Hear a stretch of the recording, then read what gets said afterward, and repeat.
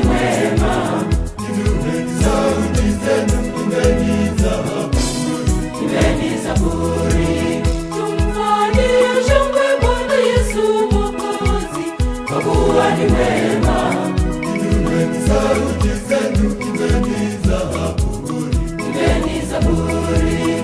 Pokea sifa Mungu wangu kwa yale yote uliyonitendea, na kushukuru nasema ni asante. Pokea sifa Mungu wangu kwa yale yote uliyonitendea, na kushukuru nasema ni asante.